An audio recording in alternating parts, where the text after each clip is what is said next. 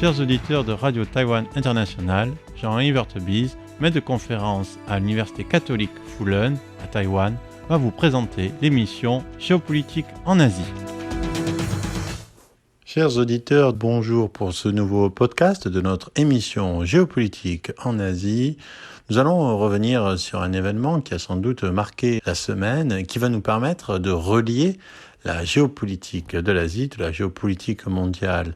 C'est l'événement qui a vu le président de la République populaire de Chine, le dirigeant du Parti communiste chinois, Xi Jinping, appeler le président de l'Ukraine, démocratiquement élu, et qui, comme on le sait, depuis le début de l'agression russe contre l'Ukraine, s'est révélé en un dirigeant et un leader qui prend acte de l'agression et qui arrive à mobiliser la population pour défendre son pays, son territoire face à l'invasion russe. Donc, ce qui est intéressant ici, c'est pourquoi ce coup de téléphone donné par Xi Jinping, dont on sait qu'il a noué une relation de proximité avec le dirigeant russe, Vladimir Poutine, à Zelensky, qui est donc le président de l'Ukraine, donc l'ennemi numéro 1 de la Russie, et pour lequel aussi la Russie est l'ennemi numéro 1. Comment est-ce que la Chine peut faire cet exercice d'équilibre? Qu'est-ce qu'elle entend montrer par là? Qu'est-ce qu'elle veut suggérer par là? Pourquoi ce coup de téléphone de Xi Jinping à ce moment-là? Qu'est-ce que ça signifie sur la géopolitique asiatique et mondiale?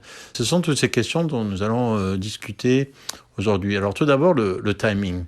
Cela fait en fait plusieurs mois qu'il est question que Xi Jinping appelle Zelensky. En fait, pratiquement dès le début des hostilités, il y a eu des articles, de nombreux articles, disant que la Chine était la seule puissance, grande puissance, à même d'essayer de trouver un pont entre la Russie et l'Ukraine, à même d'être capable d'instaurer un dialogue menant à la paix.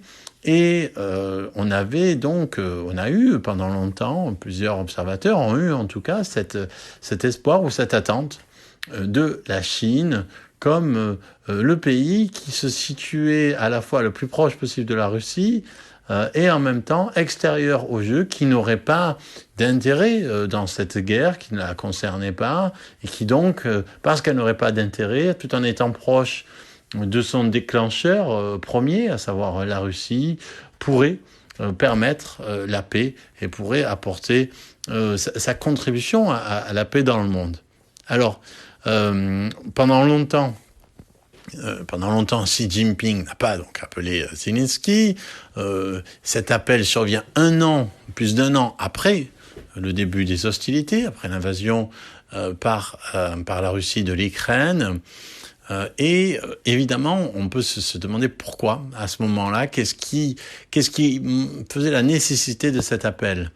Alors, cet appel, il s'inscrit dans une volonté de la Chine d'apparaître comme un acteur global, et surtout, il s'inscrit dans le discours chinois qui consiste à affirmer que seule la Chine veut la paix, seule la Chine est une force de paix, la Chine n'a jamais fait la guerre à personne, la Chine n'a pas de base militaire dans le monde, la seule fauteur de guerre dans le monde, ce sont les États-Unis. Ils ont des bases militaires partout dans le monde, ils ont provoqué plusieurs guerres, et donc la Chine, elle, est un exemple de paix, et comme cela, c'est normal qu'elle puisse contribuer à la paix dans le monde. Donc ça, c'est le discours qui est tenu par la Chine. Donc on sait que c'est pas tout à fait vrai. La Chine est en train de construire des bases militaires, notamment en Afrique, à Djibouti, une situation aussi au Cambodge, une proposition dans certaines îles du Pacifique, peut-être Vanuatu. Donc la situation n'est pas si simple. La Chine aussi, il y a plusieurs stations de police cachées dans différents pays qui lui permettent d'étendre sa répression hors de Chine. Donc la Chine est aussi connaît aussi l'extraterritorialité, notamment du point de vue pas militaire mais du point de vue policier. Il y a eu des guerres. Il y a eu dans laquelle la Chine a été partie prenante contre le Vietnam, et surtout, évidemment, la chose en laquelle on pense, c'est que les échauffourées entre la Chine et l'Inde, au niveau des plateaux tibétains, c'est quelque chose qui, en fait, n'est pas encore résolu et qui, en fait, est toujours extrêmement plein de tensions. Donc ça, c'est un premier point par rapport à ce narratif. Sur cela, il s'est aussi ajouté, donc par rapport à cette volonté de projeter ce narratif de la Chine comme acteur de paix, il s'est ajouté le fait que la Chine a mis en relation l'Iran et l'Arabie Saoudite. Alors, cette relation, elle est liée au fait que déjà, en réalité, l'Arabie Saoudite et l'Iran, ils étaient en train de se rapprocher, et que, en fait, c'est la Turquie qui était d'abord à l'origine de ce rapprochement, et la Chine, on va dire, l'a mise en scène et a contribué à le rendre possible, mais l'a surtout mis en scène de façon très intelligente et astucieuse, afin de promouvoir ce discours selon lequel elle est une force de paix dans le monde. Et ensuite, peut-être ce qui a accéléré les choses, c'est ce dont nous avons parlé la semaine dernière, à savoir cette sortie peu diplomatique du diplomate chinois Liu Xiaoye, qui a été ensuite critiqué par Pékin, disant que le diplomate exprimait des vues personnelles.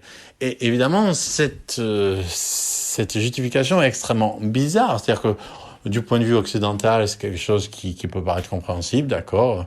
Un diplomate chinois, des fois, il exprime son opinion personnelle, il n'exprime pas toujours l'avis du gouvernement, mais qui, du point de vue chinois, est extrêmement douteux, puisque en Chine, la possibilité d'exprimer une opinion personnelle qui ne serait pas celle du gouvernement est déjà très difficile pour un citoyen.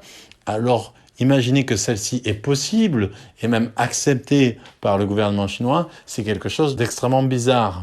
Ici, il y a deux possibilités. Soit véritablement Liu Xiaoye avait exprimé une opinion personnelle et il est un peu, on va dire que son statut est vraiment menacé, et pas simplement son statut. Soit en réalité, il n'exprimait pas du tout une opinion personnelle, ce qui explique qu'il pourrait continuer sa carrière de diplomate comme si de rien n'était.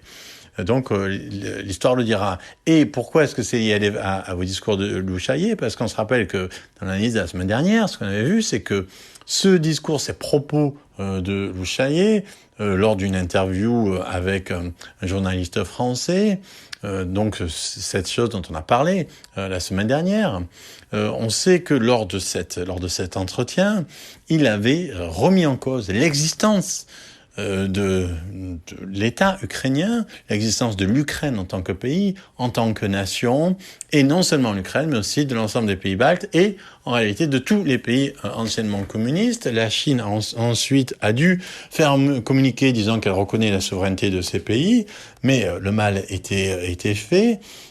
Et surtout, du point de vue de l'Ukraine, ça mettait en porte-à-faux la Chine, justement par rapport à ses ambitions, parce que on ne peut pas faire la paix entre deux pays si on estime qu'il n'y a pas deux pays. C'est impossible de faire la paix entre deux nations si on estime que l'une d'entre elles, en fait, n'existe pas. C'est une invention, c'est un mythe, c'est une création de l'ONU ou des États-Unis pour contrecarrer la Russie, ce qui est directement ici le narratif, le récit russe. L'Ukraine n'existe pas en tant que pays, c'est juste une zone tampon créée par l'Occident pour limiter la Russie et pour humilier la grande Russie à la civilisation millénaire, etc.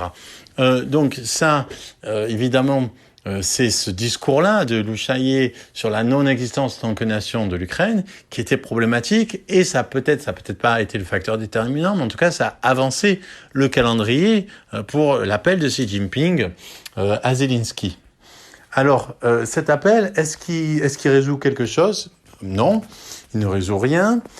Zelensky a demandé au président Xi Jinping d'obliger la Russie à accélérer le rapatriement des enfants ukrainiens. On n'a pas vraiment vu que ça avait contribué à aller dans ce sens-là. Après l'appel, les bombardements sur les civils se sont multipliés, se sont encore intensifiés.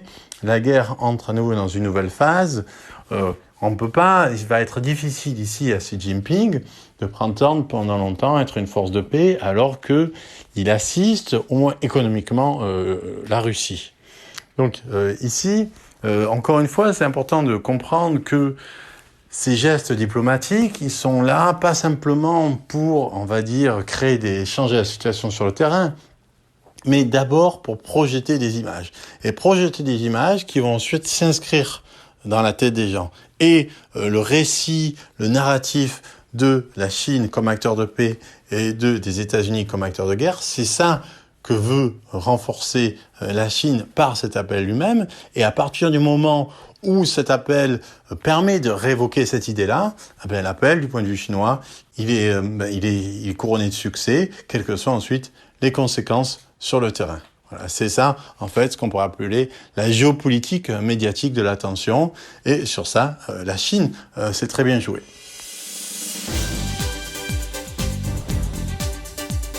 C'était Jean-Yves Heurtebise dans son émission Géopolitique en Asie pour RTI.